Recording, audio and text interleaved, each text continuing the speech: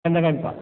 Ang aking pong katanungan ay nasagot na ng manggagawa na kasalukuyan pong nag-mission sa akin. Pero saan po kayo?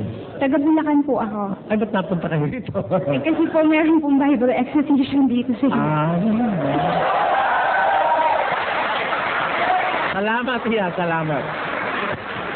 At para po sa kapakanan ng mga kapatid natin na dito, gusto ko po sanang itanong sa inyo mismo na nasaan po ang Diyos nung hindi niyo pa nilalalang?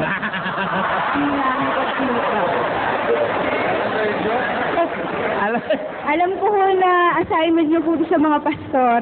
Oo. Gusto ko pong malaman sa inyo mismo. Alam mo kasi, nung pumunta ako sa Mindanao noong nakaraang taon, November yata noon. November.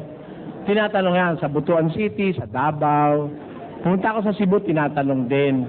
Hindi ko pinagbigyan sila kasi gusto ko lumaganap muna ito ng maraming mga tao na talagang hindi masagot ng mga pastor yung tanong ko. Meron pa nga nagsabi, kagaguhan lang daw yung tanong ko. Na saan nandun ang Diyos nung hindi niya pa nilalalang ang langit at saka ang lupa. Kagaguhan daw yun. Hindi daw totoo yung dapat na pag-isipan pa. Mali yun. Kasi sabi ni Jesus, sa bahay ng aking ama maraming tahanan. Kung hindi ganon, sinabi ko na sana sa inyo. Ako'y paroroon at ipaghahanda ko kayo ng kalalagyan. O ako'y makaparoon at maihanda ko na babalikan ko kayo. At kukunin ko kayo upang kung saan ako naroroon, doon naman kayo dumuon. Nasa 14:1-2 ng Juan yun.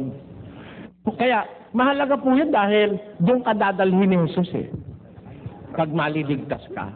Ay ako'y tinatanong, walang pastor na makasagot ng tama hanggang ngayon. Mahigit na pong 1 taon yan Pag pinagbigyan kita mabubulgar yung sagot. Malay mo kung meron ditong magbulgar. Hindi ko naman sinasabi ikaw, tignan mo natin, let us allow some more time. Di bali, kung makamatayan ko man, alam na nila yan May sasagot na yan. Kung makamatayan ko man, malay mo, mamatay na ako bukas o sa makalawa. Maingat mo na kayo. Meron nung sasagot niyan, kapatid. Huwag kayong mag-alala. Naituro ko na kasi sa aking mga kasamang manggagawa yan, na hindi matututulan ng kahit na sinong pastor. Pinapatunayan ko lang sa inyo na yung kaalaman sa Biblia, hindi nakukuha yun ng tao sa kanyang sarili. Kaloob ng Diyos yun sa gusto niyang pagkalooban. Yun na aking panungunan. Kaya pasensya ka na, hindi ko sasagutin yung tanong